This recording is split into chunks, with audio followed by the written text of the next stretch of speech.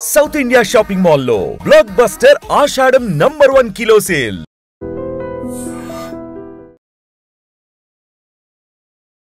నమస్తే, welcome to iDream inside politics with కవిత.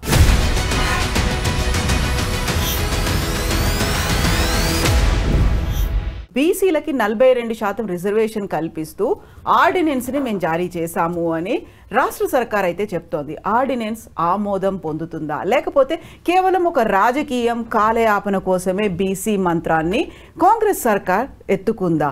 ఎందుకని బోల్డ్ అని డౌట్స్ వస్తున్నాయి. దీంట్లోనే ఈ మధ్య కాలంలో జరుగుతున్నటువంటి చర్చలు, వివాదాలు, వీటన్నిటి గురించి మాట్లాడడానికి మనతో పాటుగా ఉన్నారు కాంగ్రెస్ ఫైర్ బ్రాండ్ ఇందిరా శోభన్ గారు. హలో అండి, నమస్తే. ఎలా ఉన్నారు మీరు? సూపర్. ఏమవుతోంది? బీసీలకు సంబంధించి బోల్డ్ అంత చర్చ జరుగుతోంది. యాక్చువల్గా ఆ అంశం చుట్టూ కాకుండా విపరీతమైనటువంటి చర్చలు, మాటలు, ఇవన్నీ కూడా బీసీలకు పండగ వాతావరణం వస్తే డైజెస్ట్ చేసుకోలేనటువంటి ప్రతిపక్ష పార్టీలు ఇవాళ పదే పదే రాజకీయ కోణంలో మాట్లాడడం మొదలుపెట్టినారు.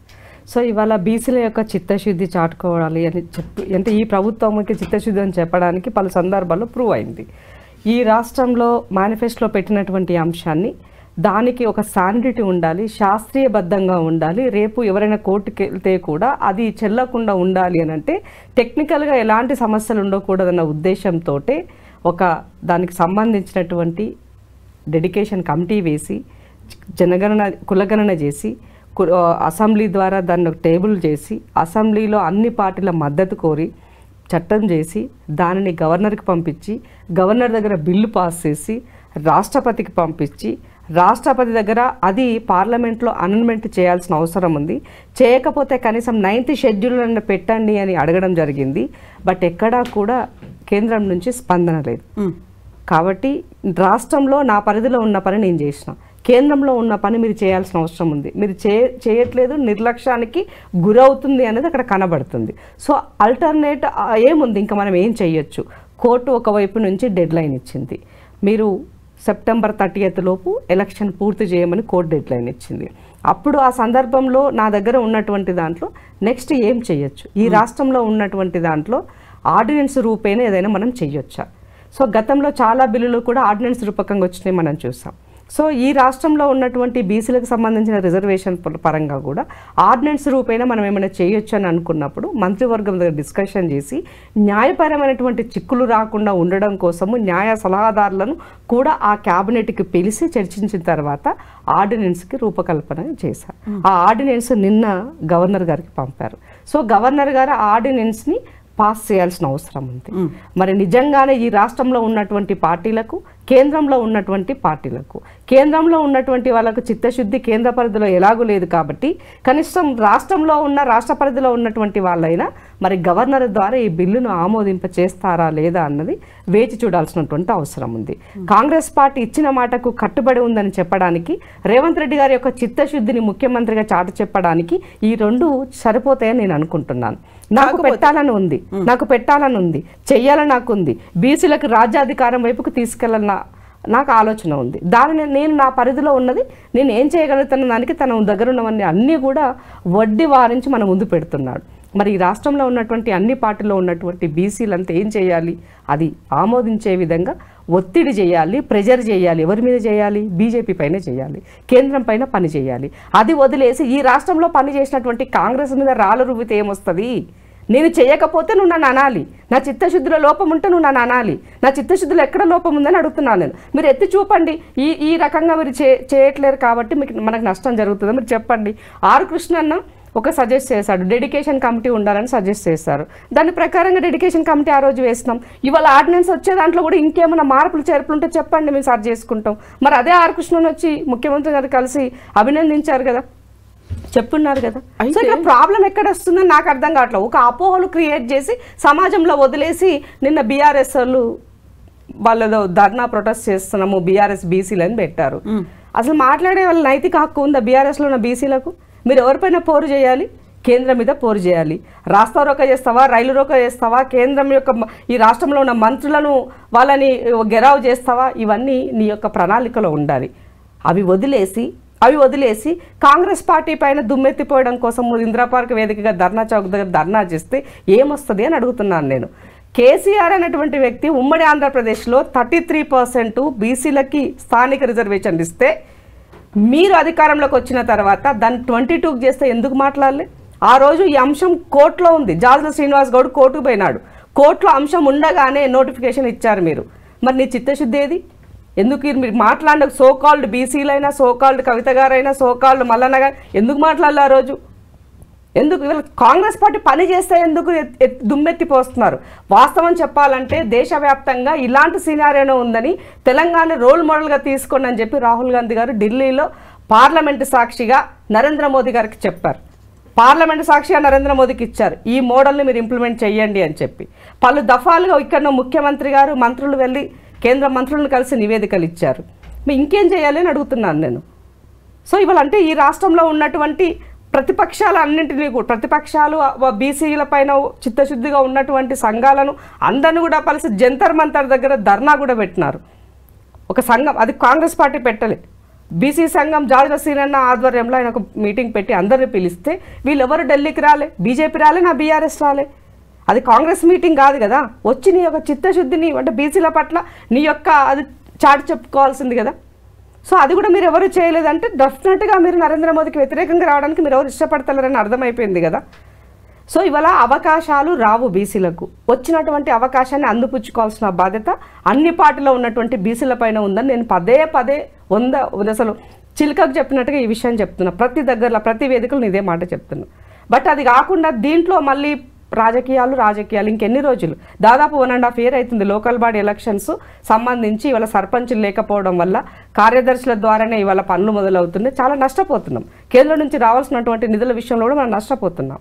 కాబట్టి వీటన్నింటి సరి చేసుకోవాల్సిన పరిస్థితి ఉంది. కాబట్టి రాజకీయాల్లో మన చేతిలో ఏమున్నదో టెక్నికల్గా కొన్ని అంశాలు మనకు చేయాలని ఉన్నప్పటికీ కూడా ఎక్కడైనా సమస్య వచ్చినప్పుడు దాన్ని ఎట్లా అధిగమించుకోవాలో ఆలోచించుకోవాలి. మరి తమిళనాడులో జయలలిత గారు ఎందుకు 9th షెడ్యూల్ పెట్టి ఆమె చేసుకుంది? ఆ రోజు చేశారు కదా. మరి మీరెందుకు చేయలేకపోతున్నారు? భారతీయ జనతా పార్టీ ఈ రాష్ట్రంలో మీకు పవర్ అవసరం లేదనుకుంటున్నారా? కావాలని అనుకుంటున్నారు కదా. పదే పదే ఉర్రివులుతున్నారు కదా ఇక్కడ రాష్ట్రంలో పవర్ కావాలని. మరి దేశంలో ప్రధానమంత్రి నరేంద్ర మోదీ అని చెప్పినటువంటి మీకు, నేను బీసీ అని చెప్పినటువంటి మీకు, ఈ రాష్ట్రంలో ఉన్నటువంటి బీసీ బిడ్డల పట్ల నువ్వు చేయలేనటువంటి పని ఇవాళ ముఖ్యమంత్రి రేవంత్ రెడ్డి గారు చేస్తున్నప్పుడు ఇది కాంగ్రెస్ పార్టీ చేస్తున్న నిర్ణయం కాబట్టి నేను సపోర్ట్ చేయను అనుకుంటున్నారా? మీరు క్రెడిట్ కోసం మీ యొక్క ఆరాటం పోరాటమా? కాకుంటే మీరు బీసీలకు 42% రిజర్వేషన్ అనే మాట తీసుకొచ్చిన దాంట్లోనే ఒక మతలబ్ అనేది ఉంది. అందులో 10% ముస్లింలే ఉన్నారు. వాళ్ళని తీసేసి 42% కంప్లీట్గా బీసీలకే ఇవ్వండి, మేము కేంద్రం తరఫున మేము పోరాడతాము, కేంద్రంకి చెప్పి మేము తీసుకొస్తాము అనే మాట కేంద్ర మంత్రులు చెప్తున్నారు. రాష్ట్ర బీజేపీ లీడర్స్ కూడా అదే మాట చెప్తున్నారు కదా. ఇప్పుడు బీసీలకి సంబంధించినటువంటి ఒరిజినల్, ఇప్పుడు కొత్త పాతం ఎత్తారు వాళ్ళు, ఒరిజినల్ బీసీ, నకిలీ బీసీ అని. నకిలీ బీసీ అంటే వాళ్ళ దృష్టిలో ముస్లిం సంబంధించినటువంటిది. సో నకిలీ, ఇప్పుడు మన ఊర్లలో దూదేకులు ఉంటారు. దూదేకులు ఎప్పటి నుంచి బీసీలోనే ఉన్నారు కదా, కొత్తగా ఇప్పుడు బీసీలకు రాలేదు కదా వాళ్ళు. ఇట్లా కొన్ని వర్గాలు ఉన్నాయి. మరి నరేంద్ర మోదీ గారు గుజరాత్లో కొన్ని వర్గాల కొన్ని గ్రూపులకు సంబంధించి ముస్లింలని బీసీలో చేర్చారు. ఆయన స్వతహాగా చెప్పినటువంటి వీడియో కూడా మనం చూసాం ఇంటర్వ్యూలో. మరి అలాంటప్పుడు మీ నరేంద్ర మోదీ గారు చేస్తే ఏమో కరెక్ట్ అయింది, మరి మేము చేస్తే తప్పు అవుతుందా? ఇప్పుడు ముస్లిం రిజర్వేషన్, ముస్లిమ్స్ ఉన్నటువంటిది ఎంతమంది ముస్లింల యొక్క కోట 4%కి ఇచ్చేసినాం మనం. సో ఆ కోట ఉపయోగించుకోలేనటువంటి వాళ్ళు బీసీలో ఉన్నటువంటి వాళ్ళుగా బీసీగా చలామణి అవుతారు. మరి వాడు బతకొద్దా? ఇప్పుడు దూదేకులు అనేటువంటి వాళ్ళు ఊర్లలో ఉండేటాళ్ళు చాలా పూర్ ఉంటారు. బీసీగా తనకు రిజర్వేషన్ వస్తే మీకేంటి బాధ అని అడుగుతున్నాను నేను. సో ఇక్కడ ఈ రాష్ట్రంలో కానీ దేశంలో కానీ 50% స్లాబ్ అన్నది ఎప్పుడో ఎత్తేసినాం. ఎప్పుడైతే ఈడబ్ల్యూసీకి సంబంధించినటువంటిది అమలయ్యిందో, ఎకనామికల్ బ్యాక్వర్డ్ క్లాసెస్ అగ్రవర్ణాలది ఎప్పుడైతే వచ్చిండిందో ఆ రోజే మనకు 50% స్లాబ్ కోట అనేది పోయింది. మరి ఆనాడు రాని అభ్యంతరము, ఆనాడు జరగనటువంటివి ఈరోజు ఎందుకు జరుగుతున్నాయి? ఆ రోజు మిమ్మల్ని ఎవరు అడిగినారు? ఈబీసీ కింద సంబంధించినటువంటి నువ్వు డిసైడ్ చేసినట్టు దాని క్రైటీరియా ఏంటి? ఇప్పటి వరకు నువ్వు ఇవ్వలే. ఏ క్రైటీరియా ద్వారా ఇస్తున్నావు? ఒక ఎంఆర్ఓ దగ్గరికి పోయి ఈడబ్ల్యూసీ సర్టిఫికేట్ ఏమని ఇస్తున్నాడు? ఏ బేస్లో సర్టిఫికేట్ ఇస్తున్నాడు? అది ఎక్కడైనా ఉందా మన దగ్గర? సో రిజర్వేషన్లు అంటే ఆర్థికంగా వెనబడినటువంటి వాళ్ళకి రిజర్వేషన్లు అని చెప్పినారు కదా. మరి అలాంటప్పుడు ఏ బేస్లో మీరు చేస్తున్నారు? ఏ బేస్లో దాన్ని తీసుకున్నారు? ఆ రోజు లేని ఈ రోజు ఎందుకు అభ్యంతరం వస్తుంది? కాబట్టి వాళ్ళకి చెయ్యాలన్న చిత్తశుద్ధి లేదని అర్థమవుతుంది. కానీ వాళ్ళకి అర్థమైనా కాకపోయినా దేశవ్యాప్తంగా బీసీలంతా ఏకమవుతారు అన్నది వాస్తవం. రిజర్వేషన్లు దేశవ్యాప్తంగా అమలు చేయాలన్నది వాస్తవం. దీనికి రాహుల్ గాంధీ గారు ఆజ్యం పోసారు అన్నది వాస్తవం. చివరి నిమిషం వరకే దీనికి కట్టుబడి ఉంది కాంగ్రెస్ అన్నది వాస్తవం. ఇది అర్థం కాకుండా మమ్మల్ని ఏదో మీరు బద్నాం చేయాలనుకుంటే ప్రజల ముందు అబాసు పాలయ్యేది బీజేపీ, బీఆర్ఎస్. కానీ కాంగ్రెస్ తన యొక్క చిత్తశుద్ధితో ఉందన్నది వాస్తవం. అయితే ఇప్పుడు గవర్నర్ దగ్గరికి ఆర్డినెన్స్ చేయమని పంపించారు, అక్కడ ఆమోదం పొందాలి. ఆమోదం పొందే పరిస్థితులు లేవు అనేదే కదా బీఆర్ఎస్ అండ్ బీజేపీ చేస్తున్నటువంటి వాదన. ఒకవేళ అది ఆమోదం జరగకపోతే స్థానిక సంస్థల ఎన్నికలు, దానికి లింక్ పెట్టే కాంగ్రెస్ లీడర్లు కూడా మాట్లాడుతున్నారు కదా, అది ఆమోదం జరిగేంత వరకు ఇది జరగదు స్థానిక సంస్థల ఎన్నికలు అనేది. ఇప్పుడు గవర్నర్ గారికి ఆర్డినెన్స్ ఎందుకు పాస్ చేయరు అన్నదానికి వాళ్ళు చెప్పాల్సిన అవసరం ఉంది. సో ఇవాళ ఇంపీరికల్ డేటాకి సంబంధించినటువంటి డేటా నా దగ్గర ఉంది. బీసీల యొక్క స్థితిగతులు, ఆర్థికంగా ఏముంది, రాజకీయంగా ఏముంది, సామాజిక పరంగా ఏముంది అన్నది వాళ్ళ యొక్క డేటా అంతా కూడా ప్రభుత్వం దగ్గర ఉంది. దాన్ని బేస్ చేసుకుని వీళ్ళకు రిజర్వేషన్లు ఇవ్వాలని ప్రభుత్వం డిసైడ్ చేసుకుంది. దీనికి సంబంధించినటువంటి ఆర్డినెన్స్ వచ్చినప్పుడు దేనికైనా ఒక సబ్జెక్టుకి దానికి రిలవెంట్ ఏంటి అన్నది మనం చూస్తాం, పూర్వపరాలు పరిశీలిస్తాం. దానికి సంబంధించినటువంటి కంప్లీట్ పూర్వపరాలు దానికి కన్వీనియంట్గా ఉన్నప్పుడు దీనిని ఎందుకు తిరస్కరిస్తారని అడుగుతున్నా. ఒకవేళ ఆర్డినెన్స్ తిరస్కరించడానికి తనకు ఒక రీజన్ చెప్తే చెప్పవచ్చునేమో, 50% వరకే రిజర్వేషన్లు ఇవ్వాలి కదా, ఆ 50% క్రాస్ అయితే ఈ ఆర్డినెన్స్ గురించి ఏమైనా మాట్లాడతారేమో అని మనం అనుకుంటే ఆల్రెడీ స్లాబ్ ఎప్పుడో ఎత్తేసారని మేము చెప్తున్నాం. సో అది వాళ్ళకు కూడా తెలుసు. కాబట్టి అట్లాంటప్పుడు ఈ వాదన అన్నదే రాదు అంటున్నాను నేను.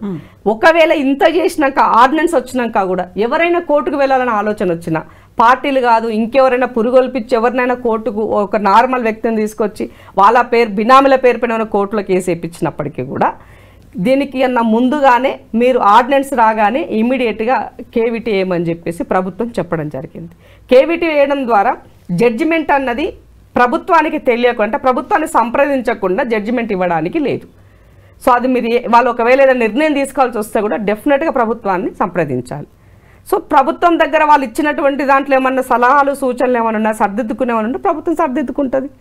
కాబట్టి ఇంత పకడ్బందీగా మేము పనిచేస్తూ ఉన్నప్పుడు మా చిత్తశుద్ధిలో లోపం ఉందని మాట్లాడే నైతిక హక్కు మీకు ఎక్కడుందని అడుగుతున్నాను. లింక్ లేదా స్థానిక సంస్థల్లో 42% రిజర్వేషన్ అనుకున్నప్పుడు అది ఆమోదం పొందితే తప్ప మీరు అన్నటువంటి మాట స్థానిక సంస్థల ఎన్నికల్లో అది ఇంప్లిమెంట్ కాదు. అందుకని అది ఆమోదం కాదు కాబట్టి దీన్ని పోస్ట్పోన్ చేయాలి అనే ఒక డెలిబరేట్ అటెంప్ట్ అనేది ఇప్పుడు ఎన్ని రోజులు చేయగలుగుతాం అంటున్నాను. ఎన్ని రోజులు చేయగలుగుతాం? 2 రోజులు చేయగలుగుతాం, 4 రోజులు చేయగలుగుతాం, అంతకన్నా ఎక్కువ చేయలేం మనం. హైకోర్టు డెడ్ లైన్ ఉంది మన దగ్గర, సెప్టెంబర్ 30th వరకు ఎలక్షన్ చేయమని. సో ఇక్కడ ఆర్డినెన్స్ సంబంధించినటువంటి పెట్టినాము. ఇవి రెండూ కూడా వితిన్ మనకి 15-20 డేస్లో అంతా క్లోజ్ అయిపోతుంది. దాన్ని మనం ఎక్కువగా డ్రాగాన్ చేసి ఎక్కువగా ఆలోచించాల్సినటువంటి అవసరం లేదు. 100% ఇది ఓకే అవుతుంది, 40% అమలు అవుతుంది. కొన్ని పార్టీలకు బీజేపీ కానీ బీఆర్ఎస్ కానీ వాళ్ళు ఎప్పుడూ కూడా రిజర్వేషన్లకు వ్యతిరేకం, విరుద్ధం. కాబట్టి బీఆర్ఎస్ ఎందుకు వ్యతిరేకం అంటుందంటే గతంలో ఎస్సీ, ఎస్టీ మరియు ముస్లిం రిజర్వేషన్లు రెండూ కూడా ఒకే దాంట్లో పెట్టి ఢిల్లీకి పంపారు బిల్లు వాళ్ళు. దానివల్ల ఏమైంది? బిల్లు వీగిపోయింది. ఎస్టీది కూడా ఇప్పటివరకు అది ఎందుకు ఇంకా సక్సెస్ కాలేదంటే కారణం లోపభూయిష్టమైనటువంటి దాంతో మీరు చేయడం ద్వారా. బట్ ఇవాళ నేను లోపభూయిష్టంలో చేయాల్సి మీకు ఏదో అవకాశం ఇవ్వాలని మేము అనుకోవట్లా, పకడ్బందీగా చేయాలన్న ఉద్దేశంతోనే నా చిత్తశుద్ధితో చేస్తున్నాను చెప్తున్నా. ఇవాళ నా రోల్ మోడల్ ఎందుకు చెప్తున్నా అంటే నేను చేసిన డేటా ఏ విధంగా కలెక్ట్ చేశానో కూడా ముఖ్యమంత్రి గారు కానీ మా యొక్క బీసీ మంత్రి గారు పొన్నం ప్రభాకర్ అన్న కూడా పవర్ పాయింట్ ప్రజెంటేషన్ ఇచ్చిన సందర్భాలు కూడా మీరు చూస్తున్నారు, అది ఢిల్లీలో అయినా ఇక్కడ గల్లీలో అయినా. కాబట్టి నా యొక్క చిత్తశుద్ధిని చెంకించేటువంటి దాని గురించి ఏమంటారు ఎత్తి చూపించేటువంటి నైతిక హక్కు మీకు లేదు. 100% ఇచ్చిన మాట నిలబెట్టుకుంటాం. ఇంకా కాదు కూడదు అని అంటే వాళ్ళే 100% బీసీ ద్రోహులో మిగిలిపోతారు. చేయకూడదు అని ఎత్తుగడలు చేసేటువంటి వాళ్ళు బీసీ ద్రోహులో మిగిలిపోతారు. అవసరమైతే ఇది ఏది జరగలేదని ఒక నిమిషం మనం అనుకున్నా పార్టీ పరంగా 42% అనేది 100% ఇస్తానని చెప్పేసి ముఖ్యమంత్రి గారు చెప్పారు, పీసీసీ ప్రెసిడెంట్ గారు కూడా చెప్పారు. కాబట్టి దీంట్లో బీసీల విషయంలో కనీసం ఇవాళ ఈ దేశంలో కానీ ఈ రాష్ట్రంలో కానీ చర్చ జరుగుతుందంటే బికాజ్ ఆఫ్ కాంగ్రెస్ వల్లనే బీసీల గురించి చర్చ జరుగుతుంది. దేశవ్యాప్తంగా ఇది చర్చ రావడానికి కారణం కూడా కాంగ్రెస్సే. ఎన్నడైనా ఆలోచించారు? ఇచ్చిన ఎస్టీలకు రిజర్వేషన్లు ఇచ్చిన, ఇవాళ ముస్లింలకు రిజర్వేషన్లు ఇచ్చిన, బీసీలకు చివరికి చట్టబద్ధ రిజర్వేషన్ ఇచ్చినా కూడా అది కాంగ్రెస్తోనే సాధ్యం అన్నది ప్రూవ్ అవుతుంది. ఎవరైనా మిగతా వాళ్ళు ఎవరైనా రిజర్వేషన్లు ఇచ్చారా చెప్పండి ఇప్పటివరకు? కాకుంటే క్రెడిట్ ఎవరికి పోతుంది అనే మాట ఇక్కడ కాంగ్రెస్ ఏదో ఒకటి తీసుకొచ్చింది బీసీలకు సంబంధించి, మేము ఏదో చేస్తాము, రిజర్వేషన్ల కోటా పెంచుతాము అనే ఒక మాట అంది. కానీ వాళ్ళ మీద కంటిన్యూస్గా ప్రెషర్ చేయడం వల్లే ఇక్కడికి ఒక ఆర్డినెన్స్ దాకా అయినా తీసుకొచ్చారు, లేకపోతే ఎప్పుడో దీన్ని వదిలేసేవాళ్ళు అనేది. ఇప్పుడు తెలంగాణ జాగృతి కార్యకర్తలు క్రెడిట్ అంతా కవితకే పోతుంది, ఒక సెలబ్రేషన్ మోడ్ అనేది కూడా అక్కడ కనిపించింది కదా. కవిత గారి యొక్క పాత్ర ఎంతవరకు మీరు చెప్పాలా దీంట్లో? ఆమె ఎప్పుడు ఉద్యమించింది, ఎన్నడూ చేసింది దీనిపైన ఆమె చెప్పాలా? నువ్వు నిజంగా నాకు బీసీల పట్ల చిత్తశుద్ధి ఉంటే ఏ వేదిక పైన నువ్వు కొట్లాడుతున్నావో అదే వేదికలో మీ నాయన చేసిన తప్పుల విషయంలో మీరు ఎందుకు మాట్లాడాలి? ఆ రోజు ఎందుకు ఎత్తి చూపాలి? పార్టీ పరంగా నువ్వు మాట్లాడలేవని అనుకుందాం, ఆయన ప్రభుత్వం ఉంది కాబట్టి. మరి ఇదే జాగృతి బేస్ చేసుకొని ఆ రోజు మీ అయ్య చేసిన విషయాన్ని, బీసీల పట్ల జరిగే అన్యాయాన్ని ఎందుకు మాట్లాడలే? చివరికి నీ నియోజకవర్గానికి సంబంధించినటువంటి ఒక జెడ్పీ చైర్పర్సన్గా ఉన్నటువంటి ఒక ఆడబిడ్డకి అన్యాయం జరుగుతుంటే, ఒక దొర అన్యాయం చేస్తుంటే కనీసం ఆ అమ్మాయి బయటకు వచ్చి, ఒక డాక్టర్ బయటకు వచ్చి ఏడుస్తూ కన్నీళ్ళు పెట్టుకుంటే కూడా దగ్గర తీసుకొని ఓదార్చలేదు మీరు. మీకు బీసీల పట్ల చిత్తశుద్ధి ఉందంట నమ్ముతామా? మేము నమ్ముతామని అడుగుతున్నాను నేను. నీ యొక్క చిత్తశుద్ధి కేవలం నీ యొక్క అస్తిత్వం కోసం, నీ రాజకీయ అరంగేట కోసం, నీ రాజకీయ అన్నం ఇది కోపం మీద ఇవాళ ఇదంతా సినిమా డ్రామా నడుస్తుంది.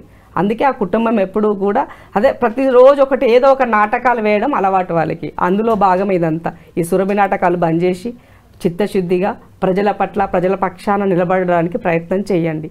10 సంవత్సరాలు అన్యాయం జరిగినటువంటి వర్గాల కోసం మాట్లాడినటువంటి మీకు ఇవాళ మాట్లాడి ఇది నా చిత్తశుద్ధి అని చెప్తే ఎవరు నమ్మరు. ఇవాళ మొన్నటిదాకా పింక్ కలర్లో ఉంటేనేమో ఏది కనబడలేదు. పింక్ కలర్ నుంచి ఇవాళ బ్లూ కలర్లకు ఎందుకు వచ్చినా ఆలోచించాలి. ఆమె పింక్ కలర్ వదిలేసి బ్లూ కలర్ పెట్టుకొని తిరుగుతుంది. నేను బహుజనవాదిని అంటే నమ్ముతారు ఎవరైనా? అడుగుతున్నాను. ఇంకా బీఆర్ఎస్ కదా, బీఆర్ఎస్ ఎమ్మెల్సీ. బీఆర్ఎస్ అయితే ఎక్కడో బీఆర్ఎస్ కండువా కనబడతలేదు, బీఆర్ఎస్ కి సంబంధించిన ఆనవాళ్ళు కనబడతలేవు. అట్లీస్ట్ సెలబ్రేషన్ చేస్తే మనం జనరల్గా గులాలు వాడతాం. ఆమె గులాలు కూడా బంద్ చేసింది, వాళ్ళ బ్లూనే దిద్దుతున్నది. అర్థం ఏంటి? దీని వెనుక వ్యూహం ఏం నడుస్తుందో మనకు అర్థమవుతుంది కదా సింపుల్. కాకపోతే ఈ బీసీలకి సంబంధించి రిజర్వేషన్ లేకుంటే వాళ్ళకి ఉన్నటువంటి సమస్యలు వీటన్నిటి మీద అఖిల పక్షాన్ని పిలిచారు. డిఫరెంట్ కుల సంఘాల లీడర్లతో కూడా కంటిన్యూస్గా భేటీలు అవుతున్నాయి, రౌండ్ టేబుల్ కాన్ఫరెన్స్లన్నీ చేశారు. ఇవన్నీ తన చిత్తశుద్ధి, తను ఎంతవరకు బీసీలకు సంబంధించి అప్లిఫ్ట్మెంట్ దానికోసం కృషి చేస్తున్నారని అనిపించలేదు మీకు? ఇప్పుడు నేను చేయకపోతే నీ యొక్క అప్లిఫ్ట్మెంట్ ఉంది అనుకోవాలా? నేను కట్టుబడి ఉండి చేసేదానికి నీ అప్లిఫ్ట్మెంట్ ఏంటి, నీ పోరాటం ఏంది, నీ ఫైటింగ్ ఏందని అడుగుతున్నా నేను చేయకుంటే కదా. ఈ రాష్ట్రంలో ఉన్న బీసీ సంఘాలు ఎప్పటికప్పుడు అలర్ట్ ఉన్నాయి, చాలా యాక్టివ్గా ఉన్నాయి. వాళ్ళు ఇదే పనిలో ఉన్నారు. అటు బీజేపీని, కాంగ్రెస్ని ఇద్దరిని నిలదీస్తూ పని చెయ్యండి అని చెప్పేసి ఇక్కడ ఉన్న సంఘాలు పనిచేస్తున్నాయి. మరి మీరేంటి అని అడుగుతున్నాను నేను. వాళ్ళు బీసీ సంఘాలు అంటే ఒరిజినల్గా దీనికోసం వాళ్ళు పనిచేస్తున్నారు. అధికారం ఉన్నా లేకపోయినా ఎవరున్నా మాకు సంబంధం కూడా వాళ్ళు పనిచేస్తున్నారు. వాళ్ళ పెళ్లికి ఏదో అడావుడి అన్నట్టుగా ఇవాళ నా పోరాటం ఉన్నది, నా పోరాటం వల్లే వచ్చింది అనే విధంగా ఇవాళ సంబరాలు చేసుకుంటే నవ్వుకుంటుందని చెప్తున్నాను నేను పదే పదే. కేవలం బీసీలకు సంబంధించి బీసీలే పోరాటం చెయ్యాలా? బీసీల ఎవరైనా చేయొచ్చు, ఎవరైనా మాట్లాడొచ్చు. కానీ మాట్లాడే వాళ్ళకు కూడా ఆ రైట్ ఉండాలి అంటున్నా, ఆ నైతికత ఉండాలి అంటున్నా. మీ అయ్య అధికారంలో ఉన్ననాడు నా రిజర్వేషన్లు ఎత్తివేసినాడు. ఉమ్మడి ఆంధ్రప్రదేశ్ రిజర్వేషన్ కూడా అలాగే కొనసాగించాలి. 10% నన్ను తగ్గిస్తే కూడా నువ్వు ఆ రోజు మాట్లాడన్నది నీకు ఎక్కడిది అని అడుగుతున్నాను. ఇవాళ నా జాతి బిడ్డలు చనిపోతే, నా జాతి బిడ్డల పైన అత్యాచారం జరిగితే ఆనాడు 10 సంవత్సరాలు ఎందుకు మాట్లాడలేదు, ఎందుకు అడగలేదని అడుగుతున్నాను. ఆ జాతి బిడ్డలు 30 మంది ఇంటర్మీడియట్ దాంట్లో చచ్చిపోతే ఆ రోజు ఎందుకు నువ్వు మాట్లాడలేదని అడుగుతున్నాను నేను. మరి నీకు నైతికత ఎక్కడి నుంచి వస్తుంది ఇప్పుడు మాట్లాడడానికి అని అడుగుతున్నాను నేను. ఇదే సర్పంచులు మీ అయ్య బిల్లులు ఇవ్వకపోతే ఆత్మహత్య చేసుకున్నారు. మరి ఆ రోజు ఎందుకు మాట్లాడలేని అడుగుతున్నాను. అలా అధికారంలో ఉన్నావు కదా, ఆ రోజు కూడా ఎంపీగా పనిచేసినావు, ఎమ్మెల్సీగా పనిచేసినావు, ఇప్పుడు కూడా ఎమ్మెల్సీగా ఉన్నావు. మరి ఆ రోజు ఎందుకు మాట్లాడాలి? ఆ రోజు మాట్లాడి నీకు ఇవాళ మాట్లాడిన నైతిక హక్కు లేదంట నేనైతే ప్యూర్లీ. సో నువ్వు మామూలుగా వచ్చిన ఉమెన్ అయితే కాదు కదా, ఉద్యమంలో పనిచేసిన దానివే కదా, ఉద్యమ కష్టాలు తెలుసు కదా. మరి అలాంటప్పుడు ఇవాళ ఎందుకు లేవని అడుగుతున్నాను నేను. మరి నేను ఎందుకు మాట్లాడుతున్నా? ఇందిరా శోభన్ ఏంటిది? అలా ఇందిరా శోభన్ నార్మల్ పర్సన్ అంతే, నాకేమీ లేదు, వెనక బ్యాక్గ్రౌండ్ లేదు, ముందు బ్యాక్గ్రౌండ్ లేదు, నాకు ఏ బ్యాక్గ్రౌండ్ లేదు. ప్రజల పట్ల పనిచేయాలని చిత్తశుద్ధి ఉన్నది. మరి నీ చిత్తశుద్ధి ఏమైంది? ఈ రాష్ట్రంలో ఉన్నటువంటి బీసీలు నీ నాయకత్వం ఎందుకు కోరుకుంటారని అడుగుతున్నాను. అసలు నీతో ఉన్న వాళ్ళు ఎవరో చెప్పండి నాకు. మీతో ఉన్న వాళ్ళు ఎవరు? టీఆర్ఎస్లో ఉన్న వాళ్ళు నీతో ఉన్నారు, బయట వాళ్ళు ఎవరైనా నీతో ఉన్నారా? ఒక్క నాన్న జాతుల నీ దగ్గరకు వచ్చినాడా? బీసీలు ఎలా హర్షిస్తారు అనేటువంటి ఒక మాట అన్నారు. ఇదే మాట తీన్మార్ మల్లన్న ఇంకొక లాంగ్వేజ్లో అడిగారు, సామెతల రూపంలో, మంచము కంచము పొత్తు అనేది. ఇప్పుడు తను చేస్తున్న పోరాటాన్ని బీసీలంతా ఎలా హర్షిస్తారు అనుకున్నప్పుడు తీన్మార్ మల్లన్న చేసినటువంటి క్వశ్చనో లేకుండా ఆ పోలిక, దాన్ని మీరు ఎట్లా చూస్తున్నారు? వ్యవహార పరంగా ఎవరినైనా విమర్శించవచ్చు, మాట్లాడవచ్చు, దానిని నేను సపోర్ట్ చేస్తాను. కానీ మనము మాట్లాడేటువంటి ఆ సామెతలు లాంగ్వేజ్ పరంగా ఒక ఉమెన్ని మనం చెప్పినప్పుడు 100% నేను దాన్ని ఖండిస్తాను. సో తీన్మార్ మల్లన్న ఒక మహిళను నువ్వు మాట్లాడుతున్నప్పుడు ఒక తెలంగాణ సామెత అని చెప్పి మీరు కంచం మంచం అని మీరు మాట్లాడినటువంటి లైన్, మంచం అనేది తీసుకున్నటువంటి ఆ లైన్ అనేది మహిళ యొక్క ఆత్మగౌరవాన్ని దెబ్బతీస్తుంది. సో అక్కడ నేను దాన్ని ఖండించాను. కాబట్టి అవుట్రైట్గా కాంగ్రెస్ పార్టీ కూడా ఆ విషయంలో ఖండించింది. సో ఎక్కడున్నా కూడా మహిళా పక్షపాతిగా మహిళల కోసం పనిచేసేటువంటి నేను ఇవాళ కవిత గారి విషయంలో మల్లన్న మాట్లాడినటువంటి విషయాన్ని నేను అబ్జల్యూట్లీ 100% నేను దాన్ని ఖండిస్తున్నాను. ఇది సరైన రీతి కాదు. ఒకవేళ ఆమె బీసీగా, ఇప్పుడు ఇందాక ఆమె బీసీ కానంత మాత్రాన మాట్లాడకూడదని నేను అట్లే, కానీ మాట్లాడడానికి నీకు నైతికత ఏముందో చెప్పమని అడుగుతున్నాను నేను.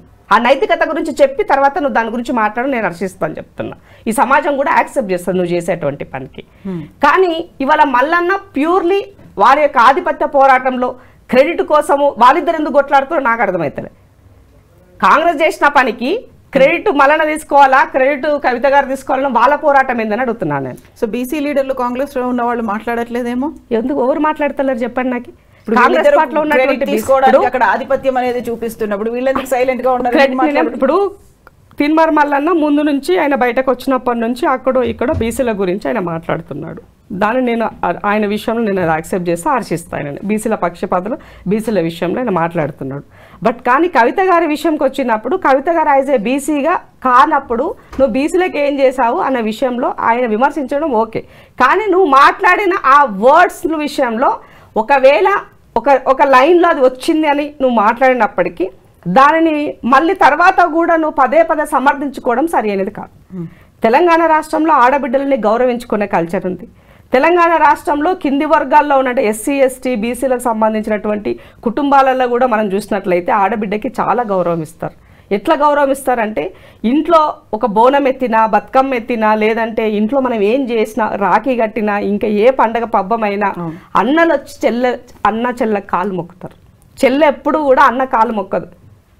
అన్నలు తమ్ముళ్ళు వచ్చి ఆడబిడ్డ కాలు మొక్కుతారు, ఆడబిడ్డ పిల్లల కాలు మొక్కుతారు. అది మన కల్చర్, తెలంగాణ కల్చర్. సో అట్లాంటప్పుడు ఒక ఆడబిడ్డ మహిళను నువ్వు అలా మాట్లాడడం కరెక్ట్ కాదు కదా. సో అది ఆ లైన్లో ఆ విషయంలో ఆమెను అతను అనడం సరే తప్పు. దానికి తోడు కవిత గారు దాడి చేయడము అంతకు 10 తప్పు. దాడి చేయొచ్చా?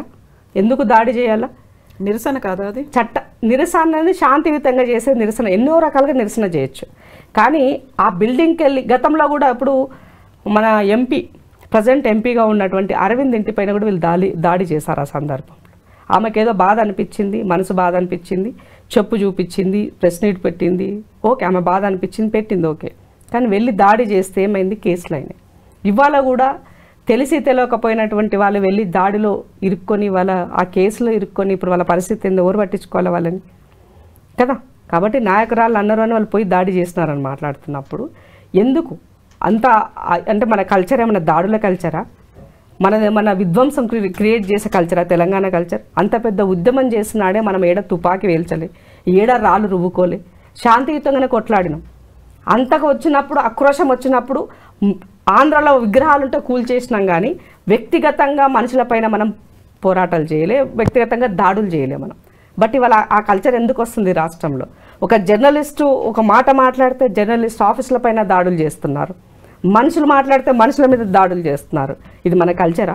10 సంవత్సరాలు మీ అధికారంలో ఉన్నారు కదా, తెలియలేకుండా మీకు.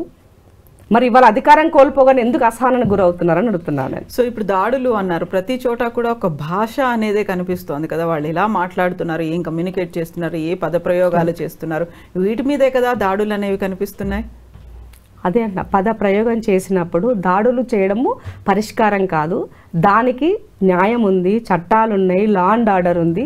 వీటన్నింటిని మనము ఉపయోగించుకునే వ్యవస్థ మన దగ్గర ఉంది.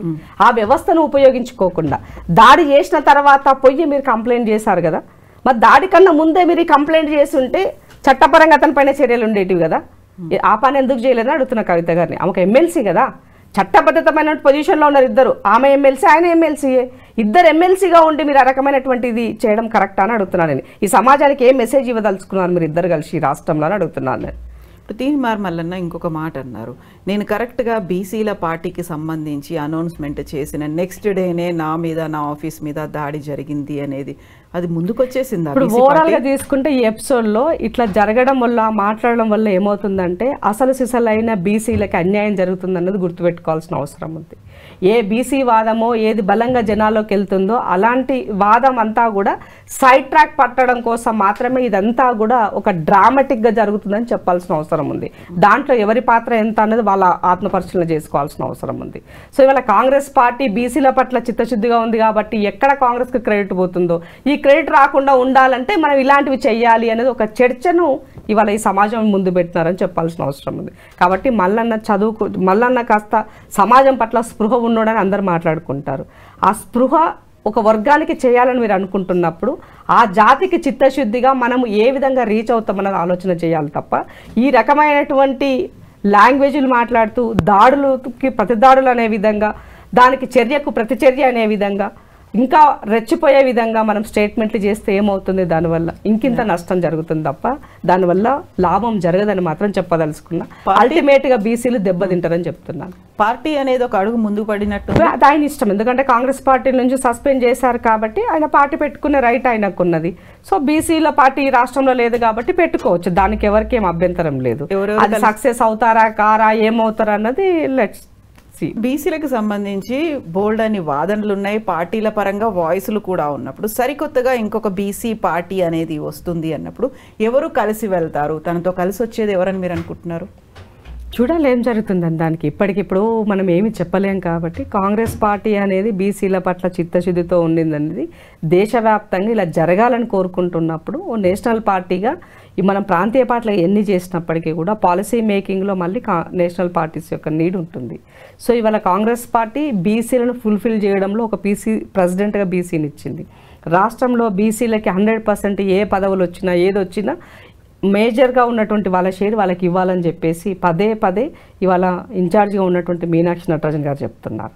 కాబట్టి కొంత మార్పు కాంగ్రెస్ పార్టీ చేస్తుంది. కాబట్టి ఇలాంటప్పుడు బీసీల కోసం ఇంకొక పార్టీ వస్తుంది, పుడుతుంది, చేయాలనుకుంటున్నప్పుడు వాళ్ళు చేసేటువంటి పాలసీని బట్టి, వాళ్ళు ఇచ్చే ఒక కాన్ఫిడెన్స్ని బట్టి పార్టీ ఎలా ఉంటుందన్నది చెప్పొచ్చు. ఇప్పటికిప్పుడు మనం ఏం చెప్పలేం, అసలు ఏం పార్టీయో కూడా ఆయన ఇంకేం చెప్పలేదు. జస్ట్ నేను పెట్టబోతున్నానని ఇదే విధంగా ఇంక ముందు కూడా చెప్పాడు గతంలో. జైలు నుంచి బయటకు రాగానే నేను పార్టీ పెడుతున్నాను కూడా చెప్పడం జరిగింది. తర్వాత మళ్ళీ కాంగ్రెస్ పార్టీలో చేరిన తర్వాత మళ్ళీ తను ఎమ్మెల్సీ అయ్యారు. ఎమ్మెల్సీ అయిన తర్వాత కొన్ని విషయాలలో పార్టీతో విభేదించడంతో ఆయన సస్పెండ్ అయ్యారు. ఆ నేపథ్యంలో దాన్ని ఆయన ఏదో చేయాలి, ఎక్కడో వెళ్ళాలన్న ఆలోచనలో ఆయనకున్నది. ఆయన ఎదుగుదల ఆయన ఇష్టం, మనం దానిని ఏమి కాదనలే. సో కావలసినటువంటి ఇప్పుడు బీసీలకు రాజ్యాధికారానికి అవసరమైనటువంటి బలమైన వాయిస్ తన దగ్గర ఉంది, అలాంటి దూకుడు స్వభావం కూడా ఉంది, అగ్రెసివ్ నేచర్ అనేది ఉంది. సో బీసీ లీడర్లందరూ ఒక పోలరైజ్ అవ్వాల్సినటువంటి అవసరం ఉంది అనేటువంటి ఒక వాదన. తనకి ఆ సస్టైన్ అవుతాడు అనేది, ఇప్పుడు మనకి స్పేస్ అనేది ఉంది, మీరు ఎలా చూస్తున్నారు దీన్ని? ఇప్పుడు నేషనల్ పార్టీలు ఆ స్పేస్ ఇవ్వకపోతే ప్రాంతీయ పార్టీ దగ్గర స్పేస్ దొరుకుతుంది. సో నేషనల్ పార్టీలు తనకు తానే కొంత మాడిఫై అయ్యి చేంజ్ అవ్వాలన్న పరిస్థితులకు వచ్చినప్పుడు ఆ పార్టీస్ ఎంతవరకు ఉంటుంది అన్నది కూడా ఆలోచించుకోవాల్సిన అవసరం ఉంటుంది. సో చాలామంది పార్టీలు అన్నారు, వచ్చారు, ఎలా వెళ్ళిపోయారో మనం చూస్తాం. కాబట్టి అది స్టాండర్డ్గా ఇప్పుడు దేవేందర్ గౌడ్ లాంటి వాళ్ళే పార్టీ పెట్టి మళ్ళీ తను వెనక్కి అయ్యారు. సో ఆయన దగ్గర ఆయన ఆర్థికంగా ఉన్నాడు, ఇంటెలిజెంట్గా ఉన్నాడు. సమాజం ఆ టైంలో తెలంగాణ ఉద్యమ టైం అది, బట్ ఆ టైంలోనే అది నిలబడలేకపోయింది. మగర్ ఇవాళ తను చేసే అటువంటి దానికి అది ఎంతవరకు ఊతం పోస్తుంది అనేది చూడాల్సిన అవసరం ఉంది. సో దేశంలో రాష్ట్రంలో బీసీ వాక్యూమ్ అనేది వాస్తవం, కానీ ఎవరు దానికి లీడ్ చేస్తున్నారు, లీడ్ చేసే వాళ్ళు ఎంతవరకు కాన్ఫిడెన్స్ని బిల్డ్ చేసి చూపిస్తారు అన్నది కూడా చాలా ఇంపార్టెంట్. కాబట్టి ఆ లైన్లో మల్లన్న ఎంతవరకు ఇవ్వగలుగుతాడో దాన్ని బట్టి తన యొక్క ఏమంటారు టార్గెట్ విజన్ అనేది స్టాండ్ అనేది తెలుస్తుంది తప్ప మనం ఇప్పటికిప్పుడు దాని గురించి ఏమి చెప్పలేం. సో మల్లన్న ఆయన అంటే ఒక హెడ్ స్ట్రాంగ్గా చెప్పాల్సిన అవసరం ఉంది. మల్లన్న అంటే ఆయనక నేనే రాజు నేనే మధ్య అనుకుంటాడు, అదే లైన్లో మల్లన్న పోతున్నాడు. కాబట్టి సో ఆయనకు సంబంధించినటువంటి ఎంతమంది నిలబడతారు అన్నది చూసుకోవాలా. మళ్ళీ కాంగ్రెస్కి వచ్చాడు, ఎమ్మెల్సీ ఫస్ట్ తీసుకున్నాడు, మళ్ళీ వెళ్ళి మళ్ళీ తన జాబ్ మొదలుపెట్టాడు, క్యూ న్యూస్ అన్నాడు, మళ్ళీ మొదలు చేశాడు, మళ్ళీ ఇండిపెండెంట్గా పోటీ చేశాడు, ఓడిపోయినాడు, మళ్ళీ కాంగ్రెస్కి వచ్చాడు, టికెట్ తీసుకున్నాడు, పోటీ చేశాడు. దీనికన్నా ముందు నో దానికి వెళ్ళాడు, టీజేఎస్కి వెళ్ళారు. కాంగ్రెస్ నుంచి ఎమ్మెల్సీ తర్వాత టీజేఎస్కి వెళ్ళారు కోదండరామ్ సార్తో, అక్కడ నుంచి విభేదించి బయటకు వచ్చారు. తర్వాత క్యూ న్యూస్ ద్వారా మళ్ళీ కొన్ని కేసులు అవి అయిన తర్వాత మళ్ళీ బీజేపీ పోయాడు, బీజేపీ నుంచి మళ్ళీ కాంగ్రెస్కి వచ్చాడు, కాంగ్రెస్ నుంచి టికెట్ ఎమ్మెల్సీ అల్టిమేట్గా చట్టసభలో అడుగు పెట్టాడు కాంగ్రెస్ ద్వారా. అగైన్ మళ్ళీ అదే కాంగ్రెస్ని తిట్టి బయటికి వెళ్ళిపోయాడు. సో ఇప్పుడు మళ్ళీ తన పార్టీ అంటున్నారు, చూద్దాం ఏం. సో ఇవన్నీ పార్ట్, జీవితంలో పార్ట్, ప్రతి దగ్గర కూడా తను ఏం చేస్తున్నది కూడా సమాజం గమనిస్తుంది. సో చాలా ఏదో చెయ్యాలి అనేటువంటి దృఢ సంకల్పం అయితే ఉంది అందులో. యూత్ అండ్ ఇంత బలమైన వాయిస్ కాబట్టి అందరినీ ఒక్క చోటికి తీసుకొచ్చేటువంటి వాక్చాతుర్యం కూడా ఉంది. అంటే ఫర్గెట్ అబౌట్ ఆయన దగ్గర ఉన్నటువంటి కాంట్రవర్షియల్ స్టేట్మెంట్లో ఆయన లూజ్ టాక్ కావచ్చు, ఇట్లాంటివన్నీ వదిలిపెడితే ఒక అక్కగా మీరేం చెప్తారు ఆయనకి? సక్సెస్ అవ్వాలని కోరుకుంటాను. అంటే ఇప్పుడు యాజ్ ఎ బీసీ బిడ్డగా బీసీల కోసం పనిచేస్తాను అనుకున్నప్పుడు దానికి మనము ఒక ప్రాపర్గా పని చేసుకోవాల్సినటువంటి అవసరం ఉంది. కానీ దుడుకుగా నోటికి వచ్చింది కదా అని ఏదంటే అది వాగితే ఏమవుతుందంటే అది రివర్స్ అవుతుంది. ఒక పార్టీ మనము స్టాండ్ చేయబోతున్నాం అనుకున్నప్పుడు దానిని చాలా ఆలోచించి ఆచి తూచి ప్రతి మాటను కూడా మనం ఇవ్వాల్సిన అవసరం ఉంది. కానీ మళ్ళీ అట్లా ఉండదు, ఇలా అన్నా రేపు చెల్లుబాటు అవుతుంది అనుకుంటాడు. కాబట్టి అట్లా ఉండడం నష్టం జరుగుతుంది దానివల్ల. సో అల్టిమేట్ ఏమవుతుంది అని అంటే బీసీల యొక్క కార్డు మీరు వాడుతున్నారు కాబట్టి బీసీలకు నష్టం జరుగుతుంది. సో వాళ్ళకి నష్టం జరగనంత వరకు నువ్వేం చేసినా కూడా గుడ్. వాళ్ళకి నష్టం జరిగే విధంగా మీ యొక్క చర్యలు ఉన్నప్పుడు డెఫినెట్గా మాలాంటి వాళ్ళం మాట్లాడతాం. సో ఇప్పుడు ఉన్నాయంటారా ఆయన చర్యలు నష్టం జరిగేలా? ఇప్పుడు అదే కదా, ఇప్పుడు జరిగేటువంటిది ఏం చెప్పాలి మనము? ఇప్పుడు జరుగుతున్నటువంటి దాన్ని ఏం చెప్తాం? పర్యసనం బీసీలను మంచి వాళ్ళని చేయడం కోసము రెడ్డిలను తిట్టావు, ఏమైంది అది తర్వాత? ఒక వర్గం అది. ఇప్పుడు మన లక్ష్యం ఏంది? వీళ్ళని ఏకం చేయాలి. వాళ్ళని తిడితే వీళ్ళు ఏకమవుతారా? కాదు కదా. విజన్లో కావాలి. వాళ్ళని ఎంపవర్ వైపుకి, పొలిటికల్ ఎంపవర్ రావడం కోసం నీ వృత్తి ప్రవృత్తి బీసీలకు రాజకీయమే అన్నది వాడి మెదల్లో చొచ్చే విధంగా నువ్వు చెప్పాలి. అది వదిలేసి బూతులు తిడితేనో వాళ్ళని ఒక వర్గాన్ని తిడితేనో మనం పెద్దగా స్టాల్వర్డ్ అనుకుంటే ఇట్లా కాదు కదా. చదువుకున్న వాళ్ళం కదా మనం. మొరటు రాజకీయాలు కాకుండా ఏమంటారు స్మార్ట్ పాలిటిక్స్ చేయాల్సిన అవసరం. సో ఆయన అయితే ఒక పార్టీ పెట్టాలని ముందుకెళ్తున్నాడు కాబట్టి బెస్ట్ విషెస్ అయితే చెప్తారు డెఫినెట్గా. ఇప్పుడు ఎవరైనా పెడతారో చేస్తారో అది ఉన్నది ఆయన ప్లాట్ఫామ్, ఆయన ఏమైనా చేయొచ్చు. బట్ ఒక బీసీ బిడ్డగా ఆయన బీసీ పార్టీ పెడుతుందంటే ఆల్ ది బెస్ట్ చెప్తారు.